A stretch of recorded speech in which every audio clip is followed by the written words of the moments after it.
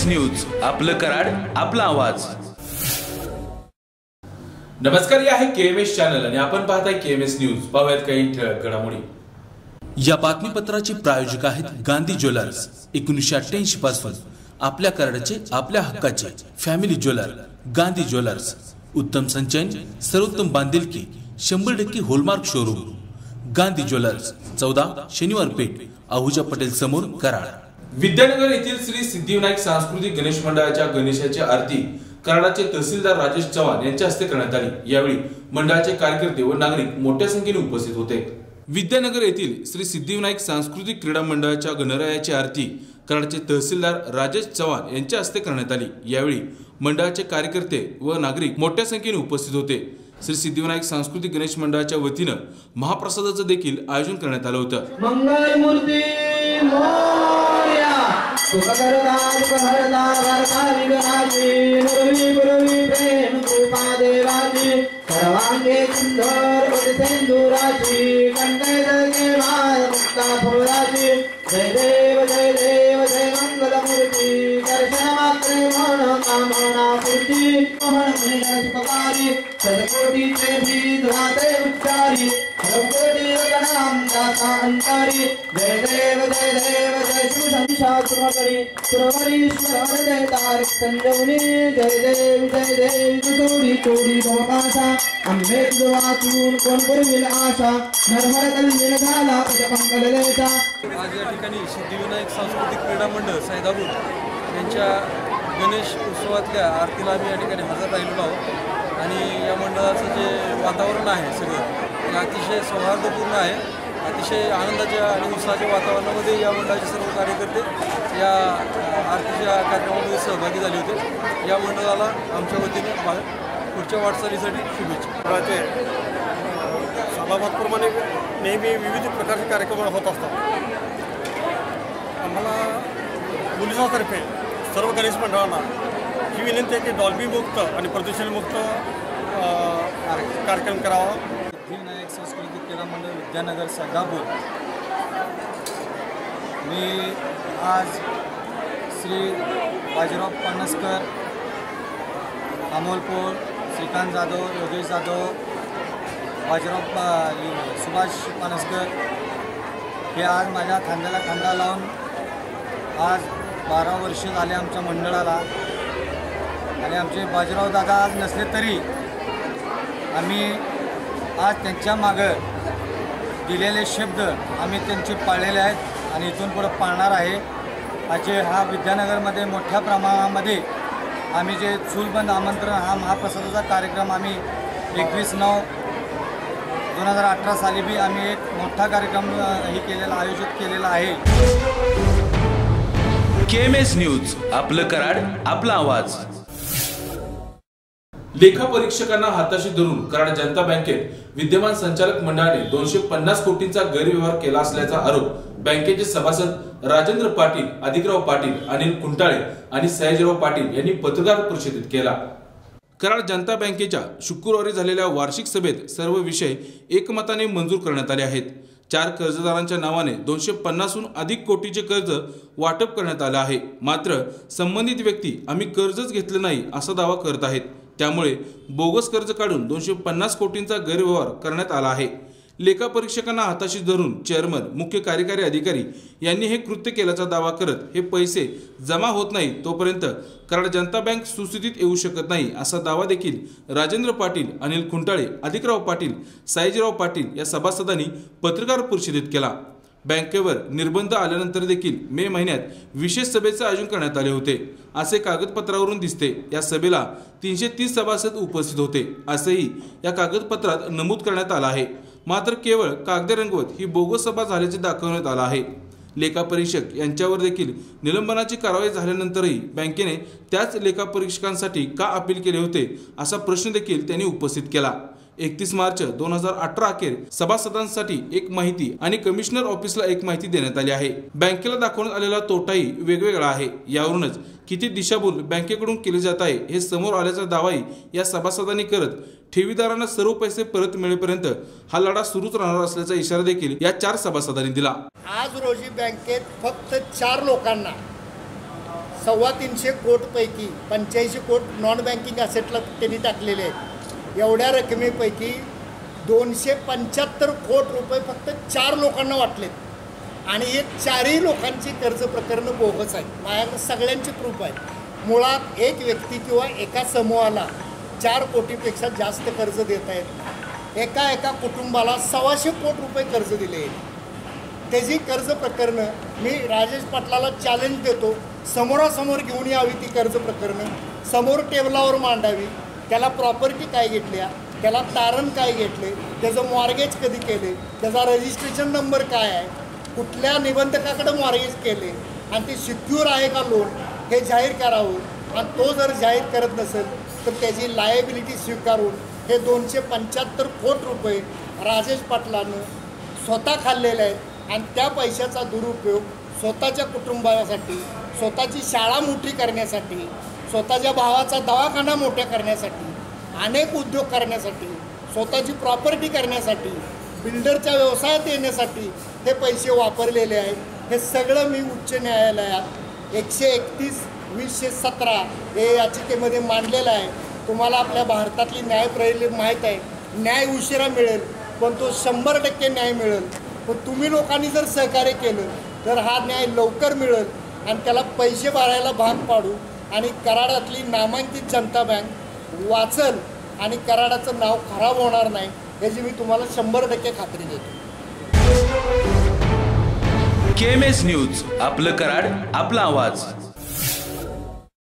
Padma Bhushan Karmaveer doctor Bhaurao Patil यांच्या जयंतीनिमित्त सद्गुरू गाडगे महाराज कॉलेजमध्ये राष्ट्रवादी काँग्रेस पक्षाचे अध्यक्ष शरद पवार यांच्या प्रमुख उपस्थितीत मेळाव्याचं आयोजन करण्यात आलं होतं. यावेळी श्रीमती गंगूबाई पायगोंडा पाटील विद्यार्थिनी वसतिगृहाचं उद्घाटन देखील पवार यांच्या हस्ते करण्यात आलं.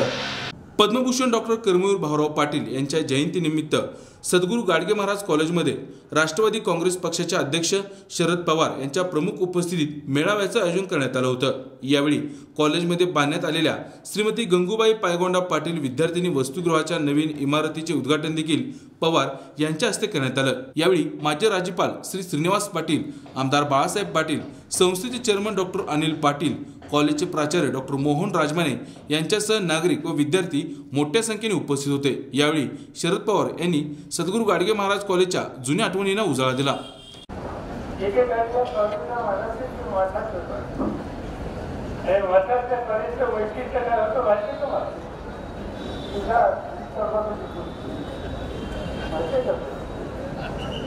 लोकांना माहीत असेल तर इथे येणारे विद्यार्थी पाहिलं मागायला त्या काळात आणि त्यामुळं लोक म्हणायचे कॉलेज करतो इजारीचं कॉलेज आणि हातात काय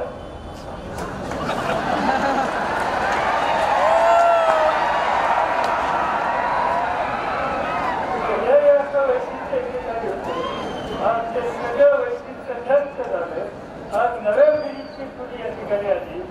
नवे शिक्षणाची गरज आहे याच्यासंबंधीची जाण की प्राचार्य त्यांच्या सगळ्या सरकारची पिढी आणि त्याचा प्रभाव आज एक आधुनिक उत्तम शिक्षणाचं केंद्र आज या ठिकाणी झालेलं आहे. त्याबद्दल आपल्या सगळ्यांचं मला संरक्षण खात्याचं मंत्रीपद मला शोधावं लागलं. महाराष्ट्रात मुख्यमंत्री म्हणून बढती आम्हाला 3-4 वर्षांनी हवाई दलाचे प्रमुख त्यावेळी जे होते ते मला भेटायला. मी मुख्यमंत्री त्यांना म्हटलं की तुमच्या मनाविषयी मी एक निकाल घेतला. मी मोदींना संधी द्यायचा निर्णय घेतला. तुमचा काय अनुभव विमानतळाचा ते सांगितलं की मोदी फायदे झाले असल्यापासून आमच्या विमानतळाचा अपघाताचा जो प्रमाण होता अपघाताचं ते कमी झालं. यापूर्वी प्रतिवर्षी एकंदर जे अपघात विमानाचे व्हायचे त्याच्यामध्ये 50% कमी हे तिथं मुली पाहिजे ते त्या ठिकाणी झालं. राजकीय दृष्ट्या त्यांचं नातं गरीब प्रेमाचं नातं असायचं. त्याच्यासाठी काँग्रेस देश एकात्म त्यामुळे सभागृहामध्ये शिक्षण गोष्टी याचा भरोसा नसायचा आणि त्याची उत्तर द्यायची जबाबदारी माझ्याकडे असायची. मला अवघड का जास्त बोलता जात्यांना त्याला त्यामुळे सगळ्या गोष्टी आपले सण करावं लागतात. सण त्याच्या चेष्टेचा भाग करून द्या. त्यांनी उभं आयुष्य गैर शिक्षण संस्थेच्यासाठी योगदान देण्यासाठी त्यांनी उभं आयुष्य शेतकऱ्यांच्या कामगारांच्या कर्मचाऱ्यांच्या प्रश्नासाठी सर्व त्यांना आणि सार्वजनिक आणि व्यक्तिगत जीवनामध्ये चारित्र्य कसं असावं यासंबंधीचा आदर्श त्यांनी आपल्या सगळ्यांच्या समोर ठेवला. अण्णा ही त्यांच्या दृष्टीनं परमविष्ट अंतिम शक्ती अंतिम व्यक्तिमत्व अशा प्रकारचं होतं. त्या अण्णाच्या विचाराने आणि त्यांनी काम केलं. अशा काम करणाऱ्या व्यक्तीच्या नावानं आज या ठिकाणी तुम्ही सभागृह या ठिकाणी केलं. मी राजेवाले आणि सगळ्या संस्थेच्या सहकारी मित्रांना मनापासून धन्यवाद देतो.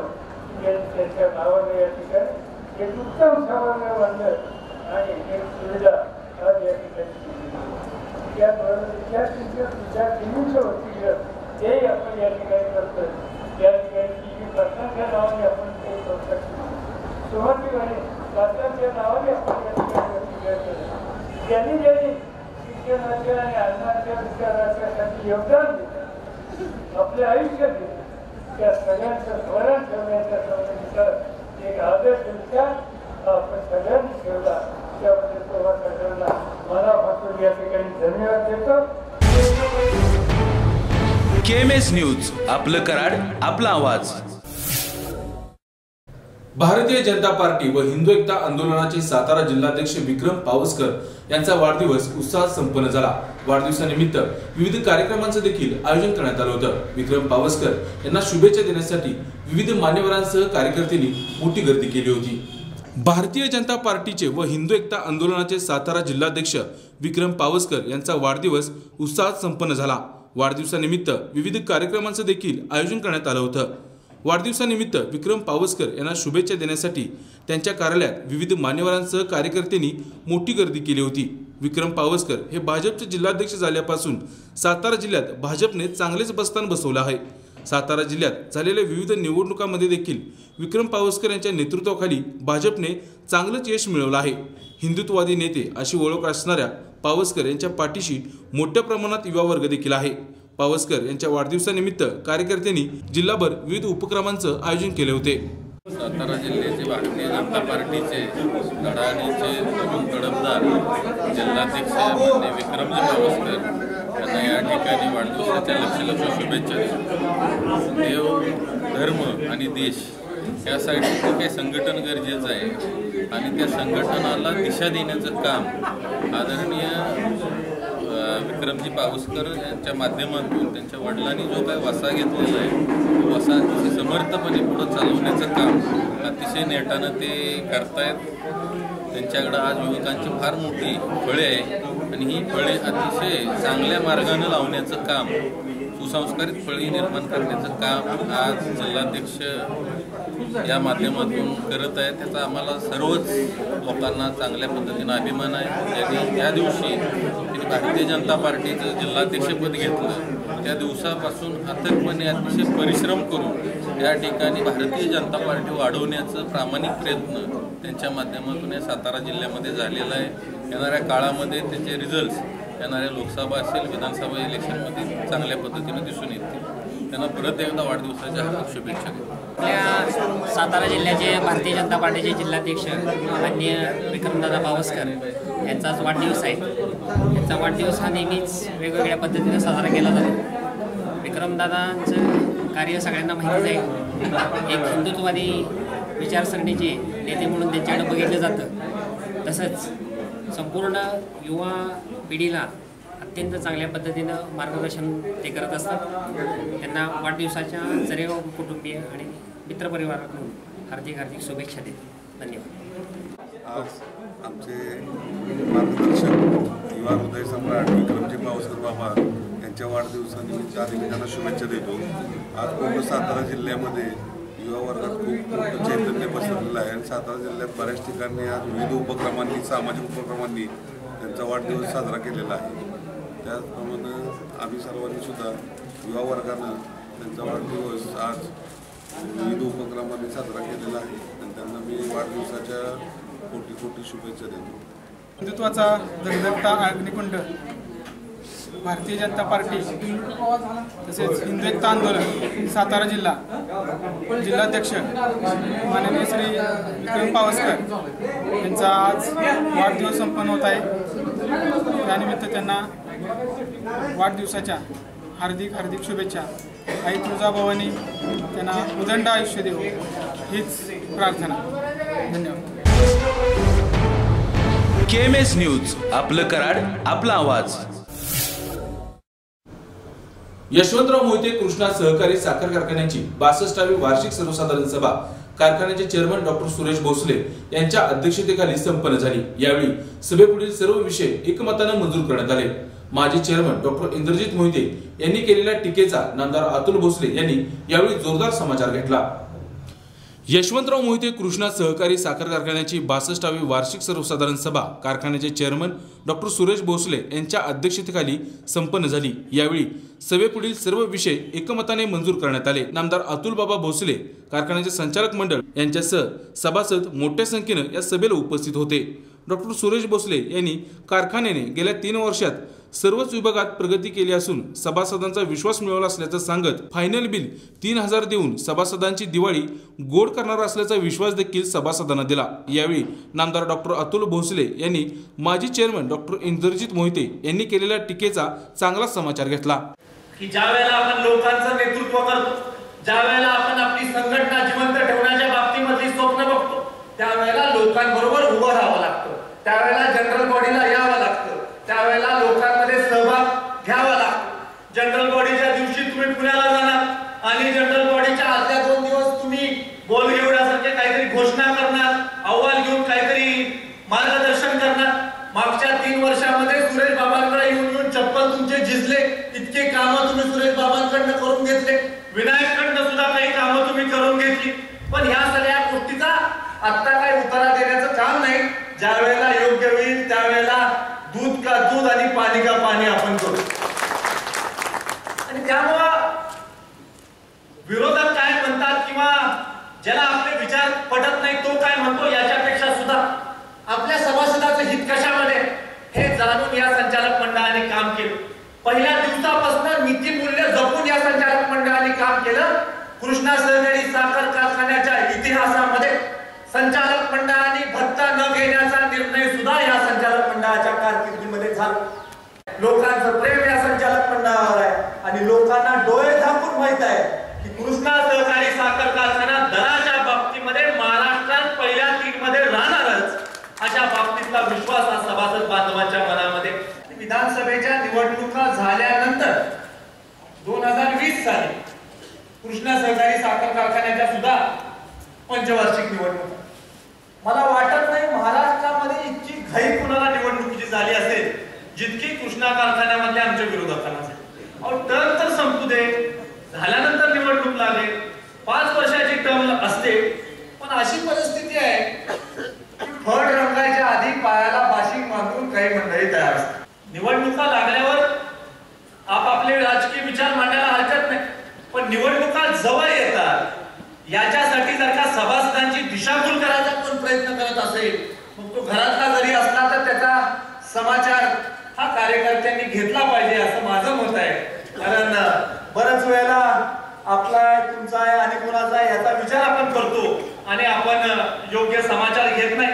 पण आज जर का आपण ज्यांनी सूचना मांडल्या, ज्यांनी अनुमोदन केलं, या सगळ्या लोकांकडे पाहिलं तर अनेक लोक जी आमच्या प्रवाहामध्ये नव्हती ती लोक सुद्धा आमच्या प्रवाहामध्ये आलेली आहेत। आणि आता तर ही सुरुवात आहे, अजून थोडा वेळ जाऊ दे, मग त्यानंतर आपल्याला लक्षात येईल की नेता एकीकडे सैन्य एकीकडे येणाऱ्या काळामध्ये आपल्या सुद्धा सगळ्यांच्या लक्षात आल्याशिवाय राहणार नाही, एवढ्या या कार्यक्रमाच्या निमित्तानं सांगतो।